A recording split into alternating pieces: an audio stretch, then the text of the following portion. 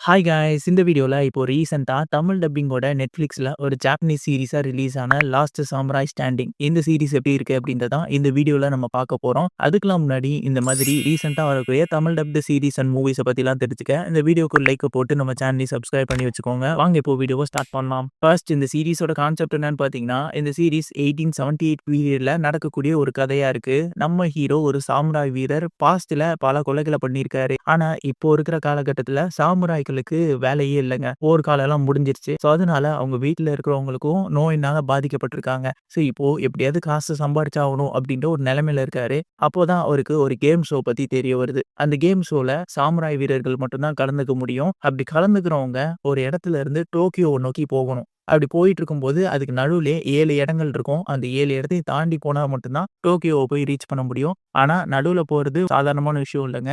ஒவ்வொருத்தருக்கும் ஒவ்வொரு டேக் குடுக்கப்பட்டிருக்கும். நெறைய டேக்க கலெக்ட் பண்ணிட்டு போனா மட்டும் தான் ஒவ்வொரு இடத்த தாண்டி போக முடியும். அப்படி டேக்க கலெக்ட் பண்ணணும் அப்படின்னா ஒவ்வொருத்தரையும் கொன்னு அவங்க கிட்ட இருந்து டேக் எடுத்துக்கணும். ஸோ இப்படிப்பட்ட ஒரு கேம் ஷோல நம்ம ஹீரோ கலந்துக்கிறாரு. ஸோ அவரு கடைசியில ஜெயிச்சாரா இல்லையா அப்படின்றதான் இந்த சீரிஸோட கதையாவே இருக்கும். இந்த சீரிஸ்ல எனக்கு புடிச்ச விஷயமே பார்த்தீங்கன்னா, இவங்க எடுத்துக்கிட்ட அந்த ஸ்டோரி லைன நான் சொல்லியே ஆவேன். பேசிக்கா இது இகுசாகாமி அப்படின்ற ஒரு நாவல பேஸ் பண்ணி எடுக்கப்பட்ட கதை தான் இது. நம்ம ஸ்குவிட் கேம்லாம் பார்த்துருப்போம்ல. அந்த சீரிஸே வந்து பீரியாடிக் டைம்ல நடந்தா எப்படி இருக்கும்? ஸோ அந்த மாதிரியான சீரிஸ் தான் இதுன்னே சொல்லலாம். இதுல நடக்கிற கேம்ல அவங்க ஒவ்வொரு கட்டத்தையும் தாண்டி போகும்போது நமக்கே ஒரு பரபரப்பா, பதட்டத்திலேயே வச்சிருப்பாங்க. ஸோ அந்த மாதிரியான ஒரு ஃபீல குடுத்துச்சுன்னே சொல்லலாம். அண்ட் அடுத்த பாசிட்டிவா பட்டது இந்த சீரிஸ்ல இருக்கிற ஒவ்வொருத்தருடைய கேரக்டரைசேஷன நான் சொல்லியே ஆவேன். இதுல பல சாமுராய்கள காமிச்சிருப்பாங்க. ஏனோ தானோன்னு காமிக்காம ஒவ்வொரு சாமுராய்க்கும் ஒவ்வொரு யூனிக்னெஸ் இருக்கும். அவங்க ஒவ்வொருத்தரும் ஒவ்வொருத்தனுக்கு சலிச்சது இல்ல அப்படின்ற மாரி தான் காமிச்சிருப்பாங்க.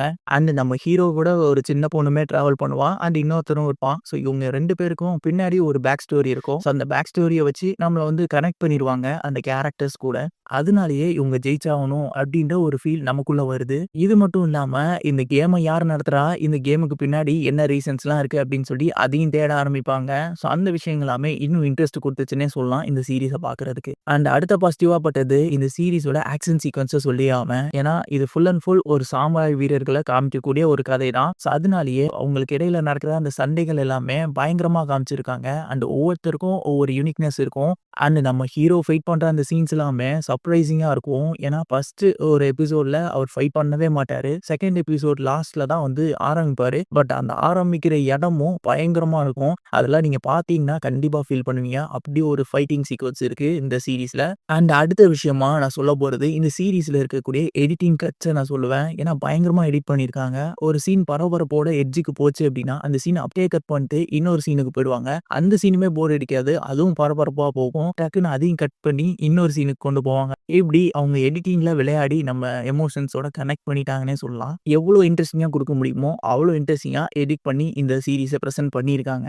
இது மட்டும் இல்லாம ஒரு சில இடங்கள்ல இந்த சீரிஸ்ல கான்வர்சேஷன்ஸ் இருக்கும். அது எல்லாமே இந்த கதைக்கு தேவைப்பட்டிருக்கனால தான் வச்சிருக்காங்க. ஸோ அதனால உங்களுக்கு எந்த இடத்துலயுமே போர் அடிக்காது. மொத்தமாவே 6 எபிசோட்ஸ் தான். ஸோ அதனாலேயே சீக்கிரமாவே முடிஞ்ச மாரி தான் இருக்கும். இந்த சீரிஸ் ஃபுல்லாவே ஆக்ஷன் த்ரில்லர் அப்படின்றதுனாலேயே இதுல நெறைய ரத்தம் தெரியக்கூடிய காட்சிகள்லாம் இருக்கு. தலைய துண்டாக்கி அந்த கொண்டு போற மாரியான சீன்ஸும் இருக்கு. இதெல்லாம் மைண்ட்ல வச்சுட்டு இந்த சீரிஸ் பார்க்கணும் அப்படின்னா பாருங்க. தமிழ் டப்பிங்கோட Netflixல ஸ்ட்ரீம் ஆயிட்டு இருக்கு. ஸோ பார்க்கணும் அப்படின்றவங்க கண்டிப்பா பாருங்க. நான் உங்கள அடுத்த ஒரு இன்ட்ரெஸ்டிங்கான வீடியோல வந்து சந்திக்கிறேன். Until then signing off.